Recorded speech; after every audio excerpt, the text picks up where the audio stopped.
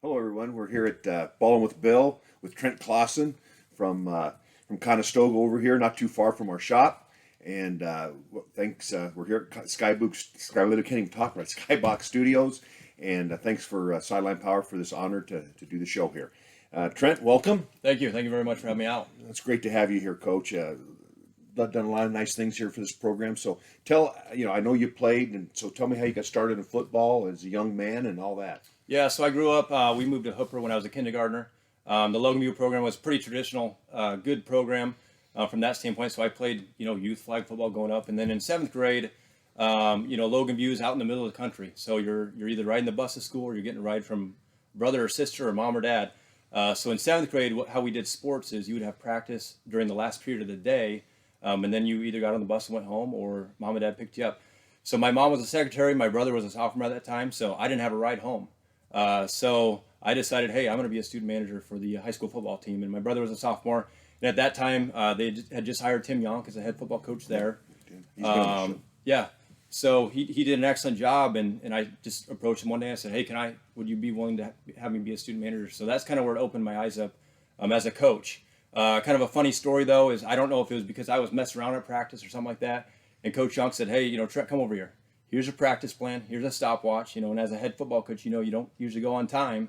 He said, I need you to time me on each of these segments. And you come over, tell me when there's 5 minutes left in practice. And that was kind of my duty at practice. So I kind of got in and saw, how do you put together a practice? How does your weekly schedule go? And that's kind of really what attracted me coaching, is kind of just learning it at that young level, or at that young age as a 7th and 8th grader. Ninth grade, we were district champs that year, mid-state playoffs. My sophomore and junior year, made state playoffs again. And then my senior year, we had a really good senior class. We had a lot of boys out for football. We broke some school records that year. And that was also Coach Yonk's last season there. So just seeing the development that Coach Yonk made with all of us. And then kind of, after that setting, I kind of had to decide, do I want to go play small college football, or if I want to, go to college and become a coach from that standpoint. Okay. So what Tim's been on our show, and he's a very interesting person. Know Tim a long time. Knew him when he was Gross, Logan View, and all those places. And I think he's an upstanding person, a great coach. What did you learn from him as a young man? I think just his background of playing Division I football, and just learning, what is it truly going to take to be that team that you want to be and that you strive to be. The off-season preparation, that was the first time that I saw a coach, put in a 12-month calendar as a football coach at the high school level, getting the guys in, working with them in the winter, working through the spring, doing what we need to do in the summer. And he kind of opened our eyes. A lot of us went to the Nebraska football camp. We were around those coaches, and we were very competitive, as far as we wanted to be the best team that was there with those things. So just his experiences that he brought to Logan View was, not many high school coaches at that time in our area played Division I football and at a high level. And, I remember going to something in Schuyler and going and seeing his pictures up in the trophy case there, and just saying, like, this is where football could take you if you want to take this route. Awesome. Well, that's neat. I think he's an outstanding coach and a good man. I remember him as a football player too, so I think a lot of Tim. So now after high school, what did you decide to do since you didn't go play small college football? Yeah, so my brother, he played at Midland. At that time, he would have been. Thought that name looked familiar. Yeah, so he played linebacker there in safety. He would have been going into a senior year, and I would have been going in my freshman year there. And just knowing his experiences, and I actually was able to sit down with a college strength and conditioning coach before I made my decision on college, and I kind of explained to him, I want to play football, but I want to be a college strength and conditioning coach. And he said, well, here's the two routes. You can either go play and kind of earn your keep there, or you can go get your foot in the door at some larger university and work for those people. And my end goal was to be a college strength and conditioning coach. So that's what I chose. Is I was going to go to the university. I was going to get my foot in the door, get some coaching experience, and then move on and become a college strength coach after that. Okay. So where'd you end up going to college at? So I went to the University of Nebraska. Okay. I got one of the good strength programs. Yes, and in that time, Coach Dobson was there. Okay. Actually, Coach Kenny was there, and then Coach Dobson took over. Right. But before that, I said I need to get more experience just coaching. So I reached out to a lot of schools in Lincoln and asked, would you be willing to just have somebody come and volunteer and help you with your strength and conditioning program? And Coach Mark Waller got back to me and he said, hey, we'd love for you to have come and volunteer, but what do you want to coach football? So I said, yeah, I'll coach. So that was my second year of college. I was 19 years old, and I ran a lot of I was with the freshmen mostly with that, but just learning under Coach Waller, and we had a lot of really good assistants on that staff, and I did that for 2 years. And then I thought, my end goal is college strength and conditioning. So I started applying for internships. I was able to go down to Fort Worth, Texas at TCU. I did an internship there for that program. That was what was that like? Because TCU's he's done an incredible job. Yeah, Coach Patterson has, and I worked under Coach Don Summer there. He's still the strength and conditioning coach there. That was still when they were in the Mountain West, and they were kind of up and coming. Right now they're a major program. Yeah, excuse me. Yes, exactly.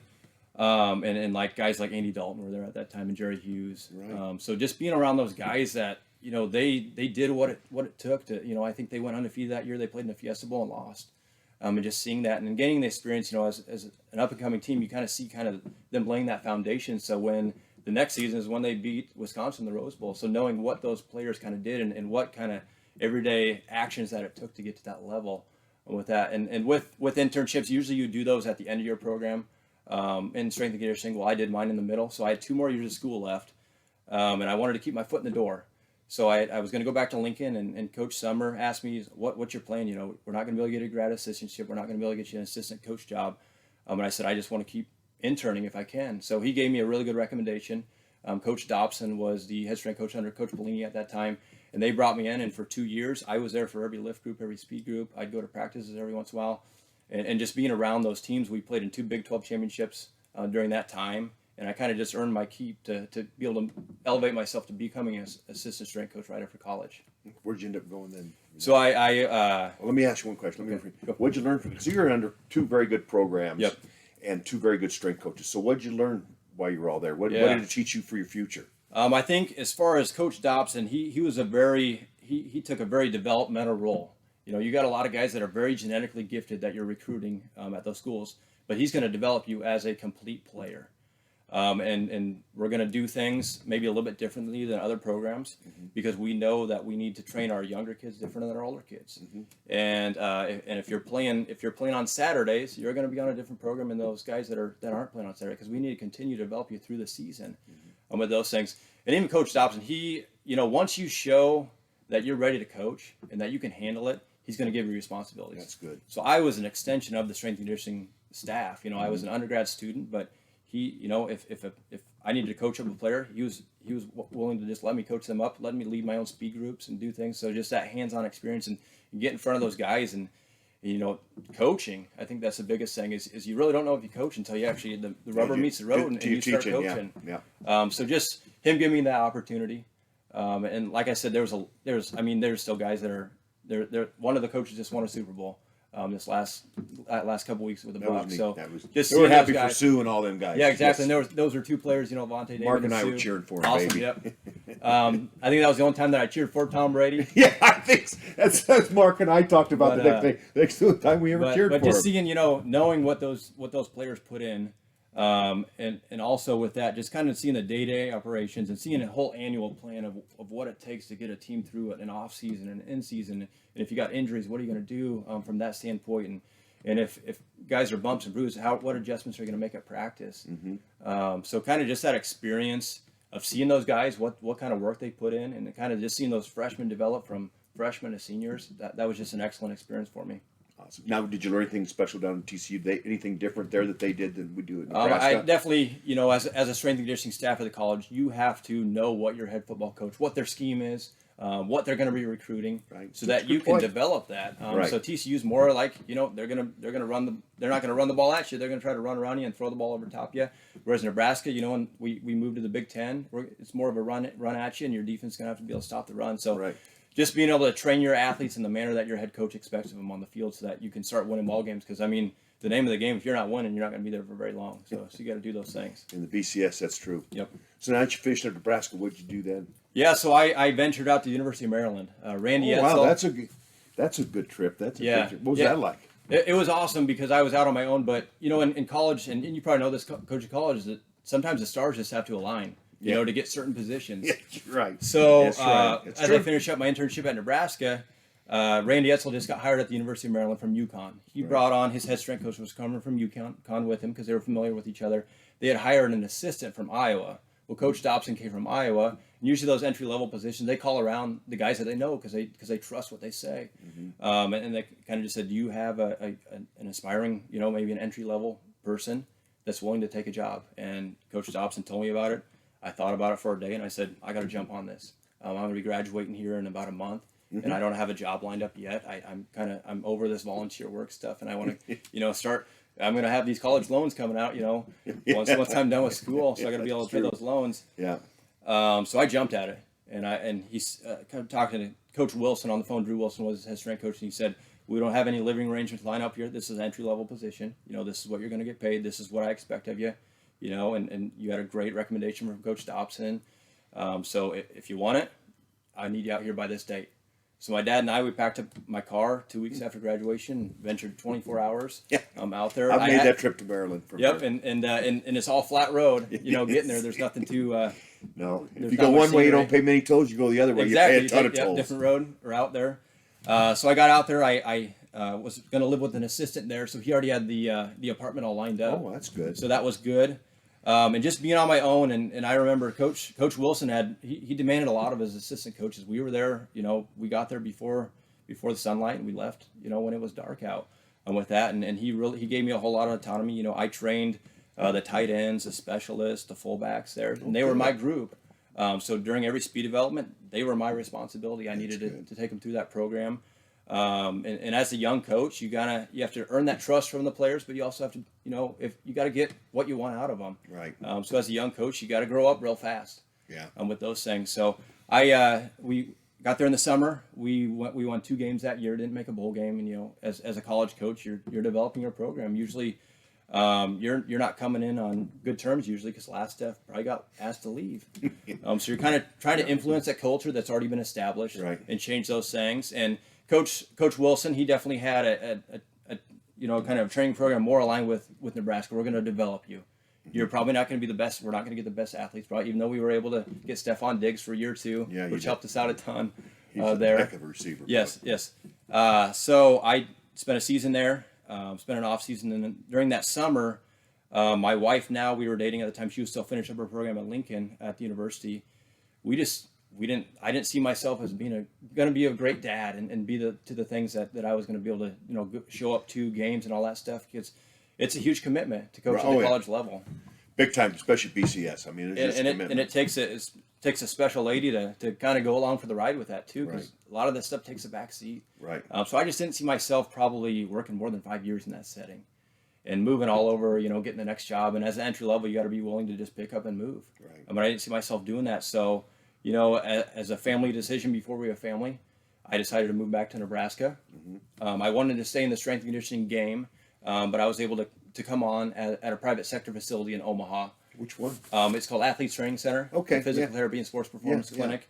There. So I was an assistant performance coach there for about 2.5 years, mm-hmm. and then they elevated me to be the director of performance there. Okay. During that time, that's kind of when I got the itch of I wanted to get back in the high school game. There's a lot more positions opening up and for strength and conditioning coaches to teach strength and conditioning through the school day.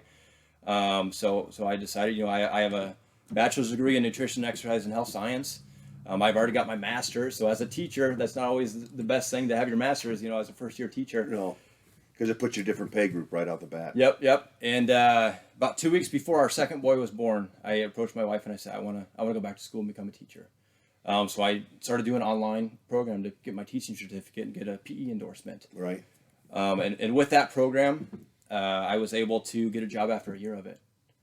So that's where I'm at now. I'm at Conestoga Senior High School, head football coach there, and I'm the director of strength and conditioning there, or the strength and conditioning coordinator. Congratulations. So now you've done all these different things. Now you're the boss. You're the head guy. So what did you do first when you came in to kind of get things going and get things started at Conestoga? Yeah, I think the biggest thing, and all coaches probably know it, is you got to form those relationships with the kids. Mm-hmm. You can be as demanding as you want, but if you don't have the trust, you're not going to get a whole long ways with that. And also, I wanted to be able to establish a strength and conditioning program that was very unified across all sports in the academic setting. So kind of the first thing that I did is I met with the kids, and these are my expectations, and this is where I see you guys, and this is where I want the program to go. This is my vision. But I think the biggest thing was building those relationships with the kids, and also in the football standpoint, kind of establishing what you want your culture to be, how you're going to influence it from that standpoint. Oh, good. So now you're there as a head coach. You've been mostly strength and conditioning, haven't been football for a while. So what did you do to get yourself educated to start teaching and coaching? Especially now you're going from the big time. Yep. Because because you're 8-man, right? Because they haven't Yep. moved back to that. So now that's a big adjustment too, because It now was. you've lost 3 guys. It was. So how did you get yourself all coordinated with that? As far as my first year, I had a really good staff. We held over a lot of guys, so they knew the kids. They knew what we were going to be able to expect for that stuff. But to be honest with you, the only time that I really schemed for football is when I was at North Star. Otherwise, I was a player at Logan View. Right. So when you get into college setting, you're not scheming. You're not watching film. You're just worried about, let's develop these guys. Let's make them better football players. Right. So the first person that probably reached out to me when I got that head coaching job was Tim Young. Oh, good. Tim's a good man. He's done an excellent job. He went to Gross after that, won a state championship. His son was a starting quarterback that year. Right. That was pretty amazing to see. And now he's at Prep doing great things. So we just sat down and we talked football, and he kind of said, this was my experience when I got to Logan View. You probably wasn't aware of it because you were such a young kid, but these are kind of the things that I had to do to get that program established. And he kind of, we talked X's and O's, and he said, well, what do you want your identity to be offensively and defensively? I kind of told him, and he kind of said, well, these are kind of some scheming things that we're doing currently, and this is how I've kind of adapted what I did when you were at Logan View to now coaching at Prep.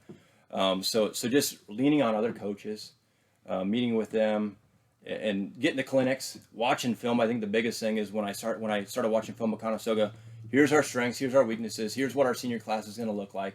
Just evaluating where our current situation was, and then figuring out how are we going to get to my vision from now until then. And we're still on that path to getting what our staff's vision is. Right. So now, what did you do scheme-wise? What was your offensive identity? So we ran I formation tight end. I found out very quickly that we didn't have the players to do that. It takes some losses to do that. Exactly. You got to have a fullback. It takes a really smart fullback, and your tight end's got to be able to block, and he's got to be able to run routes so that they have to respect that. Right. So my first year, we were I formation. We ran a 5-3. Again, we don't have a lot of big kids, so to have a 5-man front, we were very undersized at the DN position. Right. So we adapted that, and my second year, we were able to bring on a really good assistant, Chad Schmeckpepper. He was at Westside with Coach Freund there for many years. He coached in the state championship. He was at Gretna. And I kind of just explained to him, this is where we're at defensively. I would like to look at a 3-man front. Well, shoot, Westside runs a 3-4. Yeah. So he called down to Coach Freund, and we met with him. We went through film with him. He kind of taught us the concepts of it, and it's really fit us really well that second year of 8-man football. We were able to also go out. We got Clayton Moore to come and coach for us. He was at Friend previously. He had some 8-man experience, which helped us the year after when we switched to 8-man. And then probably the biggest thing for us is at Conestoga is establishing a youth program that each year they're gonna be competitive, and we're gonna give the boys and the girls that play a great experience so that they want to continue to play junior high and high school football. So bringing a coach from the youth level, Jeremy Lutz, that coach, he coaches youth, junior high, and high school all in one night. So he does an excellent job for us with that thing. So kind of adjusting that 3-4, it fit us a lot better. And then this last season we were able to bring on Sean Brothers. He was the AD at Plattsmouth for many years there, and he was at Fort Calhoun before that. And he had some 8-man experience. So kind of that first staff, we did an excellent job, but we kind of this is the vision, this is where we want to go with things, and bringing those guys on has been very valuable for myself, because now I can kind of delegate things and say, Coach Schmeckpepper, this defense like the back of your hand. This is your thing, and I'll assist you however I want to or however I need to with that. So we kind of went to more of a spread style offensively. And on defense, we went to more like linebacker heavy and 2 deep safeties from that standpoint. So it just fit our personnel better. So we were able to be a little more effective on the field. Gotcha. So offensively, did it help to go to the spread formation for you to score points and move the ball? Yeah, we were definitely way more productive on offense, that 11-man. But one thing that really kept us back is we're still only having 23 boys out for football. Once you start getting into the season and have injuries. So everybody's got to go both ways then. Yep, everybody's got to go both ways. And we got freshmen that are playing varsity football that, they're probably not ready for it, and we're only getting 2 JV games in a year with that. So we that held us back from that practice, and that's where we, that spread we were able to get, more people on the field because it suited our personnel better from that standpoint. But we were able to put more yards. We were more competitive in games when we were still 11-man. And also defensively, just fit our personnel also with those things. So, because I've never been around I've watched 8-man, but the hardest thing, I think it's a lot easier to score an 8-man than it definitely is than it is an 11-man. Yeah, I mean a 75-point game isn't out of the question. No, you see some scores that come across the World Herald, and it's like, wow. Yep. I mean, the defense, right. I wouldn't want to be DC. Exactly. Yep. And the thing is you got to be a heck of a lot better tackler in 8-man football than No, 11-man. because you got more space. Yep. And it's definitely a lot of more one-on-one tackles. Right. From that standpoint. So a lot of speed out there. So Yep. what do you do practice wise to gear all that up? I mean, I'm just interested because I've never been done. Yeah. So like I said, we were low on numbers. So now all of a sudden we got 22 players out this past season in 8-man. We're able to practice. We're able to have a full scout team. So we're definitely more productive from that standpoint. So what we did is we realized that to attract more kids that want to play football at Conestoga, it can't be a grinder practice. Gotcha. We got to make sure they're fresh on Friday night. They're fresh on Monday if they're playing JV. So our practice schedule, we kind of grouped it in as we're gonna have sprint practices and we're gonna have technique practices. Mm-hmm. On Mondays and Wednesdays, those are sprint practices. We expect you to have the intent to get faster, to play at full speed. Gotcha. Tuesday, Thursday, we're gonna work more technique stuff, more tackling stuff, more blocking, getting fit, and things like that. And that allowed us to have our kids healthier on Friday night, so we can play faster. Like you said, it's all about speed. It is. I mean, that game. I mean, to me would be hard to run that game because it kind of contracts you in, and you need to score points Yep. in 8-man. I mean, Yep. that whole thing's moving the ball. And we were still able to spread the field out. But one thing that I wanted to be doing at 8-man is I wanted to be able to have 3 ball carriers, but not in the I formation. So Gotcha. Running a lot of motion across, being able to run that jet sweep and things like that, being able to run a counter off it on the backside, Right. And things like that. So, and our kids they loved it a lot more. We had way less injuries. Because you're keeping people spread out and you're keeping fresh too. Yep. From that standpoint, so I think it's a step in the right direction for Conestoga football, so we can attract more kids. Right. It's just it's fun. Or you got those kids that they might play other sports and want to avoid contact. Well, we want you to avoid contact on the field too on the offense because we're going to run around guys. We're going to develop that speed. Right. So now that you're doing all this, So what do you do tackling wise? I mean, because I know you don't get all bunched up in 8-man. So I mean, right. You can't miss tackles. Yeah. So you don't get a lot of help in gang tackling. Exactly. Like you do in so it's a lot of more one-on-one situations right. that we do in practice. We run a tackling circuit so that we can get more repetitions with that. We went more of the USA football tackling. Keeping the head out of it, more that rugby style. Well, it's tackling. a lot like wrestling too, a double leg takedown. Exactly, and that's what it is, and that's what our best tacklers are usually our wrestlers, right? Because they understand you can't run without your legs, so you get their legs tied up, and you might not have that help that you need, but you're going to get them down. Yeah, and that's the thing we always talk about. A perfect tackle is the guys on the ground. It always doesn't have to look pretty. No. But let's get them on the ground. Let's make sure that it's an effective tackle, but it's a safe tackle. Right. For that, so more one-on-one stuff. With our tackling and open field stuff, especially for our defensive backs and your linebackers are your defensive backs, and that's what we did. We adapted our 3-4 to more of a 3-2 now because so you get the secondary in there too. Yep. So we're able to run a high safety if we need to. We can walk them up, but we wanted to adapt that 8-man game to what we want to do in the 11-man game. Our goal is not to stay at 8-man. We want to be 2 and done. What is your plan to move to? What are you trying to do to move to 11-man? Yeah, so it's just getting numbers because I don't feel safe, playing an 11-man football with 22 players. No. Because you're going to put yourself in a situation. We fell in a situation where we had to forfeit a game my second year 11-man football, and it broke my heart because you're thinking our seniors lost a game, the opposing team lost a game. And it helps out. We won the next week, but then again, we had a bye that wasn't supposed to be a bye. Right. And also with those JV games, we're going to be able to get more players to get more time on the field and at a pace. Experience, and also at the speed of the game that they need to learn and do those things. So we're able to get more JV games in. Those younger kids see, hey, we're having success at the JV level. I want to join that. Get those numbers back up for the high school level so we can jump back up to 11-man. I hear you. Is there a plan in the process with the youth, and what's the plan there to get them so you can get them out of the get them out of the classroom and get them on the field? Exactly. So my big thing is I kind of took. I'm more involved with the youth program. I'm more involved in the junior high program. It was something that I didn't think as a young coach you think, okay, I just got to worry about the varsity team and the JV team. Now at Conestoga it's pretty great to see after school. Junior high practices right next to high school for the most part because we don't have a lot. I mean, we have a lot of area, but we're nice. So I can watch junior high practice while I'm helping with high school and things like that. And youth is right after us. Well, that's so I'm there at the youth practices, staying out of the coach's ways, but just showing my face, showing the kids, you care exactly, and building that trust with them. My high school players, they're expected to go to every junior high football game. If we're not practicing, we're going to all pack up. We're going to go over to the sidelines. We're going to show our support. We're going to have the high school players are going to be on the chain gang. During the youth games, we try to get all of our high school players there, and just myself being more involved in the youth program. It's definitely our youth numbers are up. Transferred from not sitting in the classroom. They're Exactly, and just being sports. excited about football. Right. I didn't play tackle football until 7th grade. These kids are playing at 3rd grade. Just keeping that excitement, Right. all the way through up until junior high and into high school. Yeah, that's good. So now with your training, how do you? Because I imagine your kids all play more than one sport. I imagine they're That's the goal. That's the goal. Yes. So, and I'm guessing because. So what do you do as far as your off-season conditioning and all that stuff, Coach? Yeah. So what I tell our kids is, if you're not out for a sport, I need you out lifting after school. I'd rather you out for a sport, because nothing takes away from competing year round. Right. I mean, just putting yourself in those situations, competing, that's what we need out of our kids. Right. Because a lot of times kids say they're going to lift. Well, you're going to compete in the weight room, but man, if you get put in situations where you either produce or you don't produce, and then there's an outcome from that. So being able to get those kids to play multi-sports. But in the off season, I run a powerlifting team in the winter. Tell me about that, because that's interesting. I used to lift a lot of weights. Yeah, so I mean, powerlifting, squat, bench, deadlift. Right. Simple. My goal isn't to produce, powerlifting state championships, even though, that would be awesome. But because they have us in the state championship. yeah. Most years we went to Creighton Prep the past couple of years. Yeah. We were able to have some medalists in Right. this last season. But everything that we do in the weight room, we wanted to transfer to the field, Right. or the court, or the diamond, whatever that sport is that the athlete chooses. So in the off season, what I'm able to do is I have 7 periods a day, 7 out of the 8 periods on a normal school year, where I have kids out in the weight room, and I'm teaching strength and conditioning all of those periods. So we're able to get those kids out during school. So now we don't have to bring them in after school. If they're out for a sport, they're getting 9 months of training Right. in this during the school day, and also being able to play their sport. So we're able to keep kids healthier.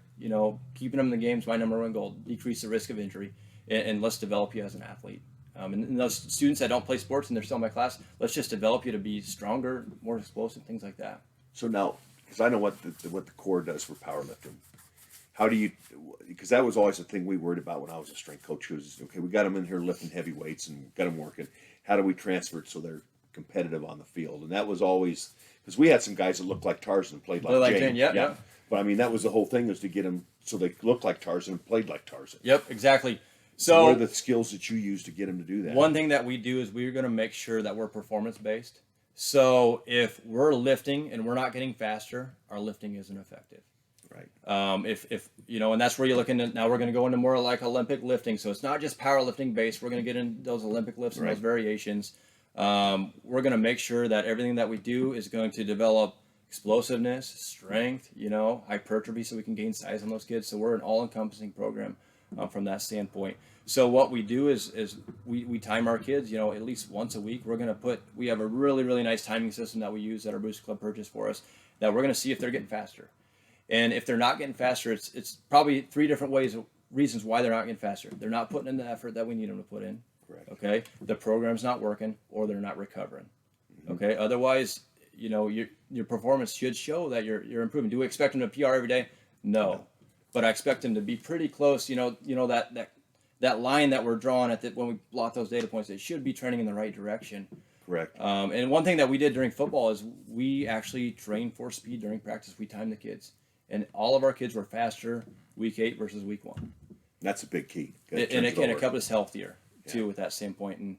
And most times, you think of football, it's a grind. We didn't want to grind. We wanted to make sure that we were performing with those things. So timing, and I'm gonna make sure that everything, we're gonna have some sort of metric. Not only just getting stronger, you want to get stronger, but it better be carrying over their vertical jump, it better be carrying over their 10-yard dash or 10-meter fly, 40. things of that nature. And 40, yeah, exactly. Now, do you have a lot of kids that play football that are out for track now, or because I know you're assistant track too? Yep. There. Yep. This will be my first season as an assistant track coach there.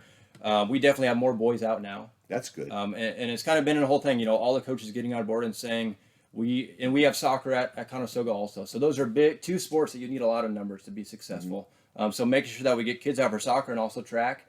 And I think that the same thing from the standpoint is just coaching more sports. So you're kind of building that culture in all those sports and getting everybody on board with that athletic department, activities department. So track is the main thing. And just like the winter, I tell my kids, you're either out for basketball or wrestling, or you're training with us.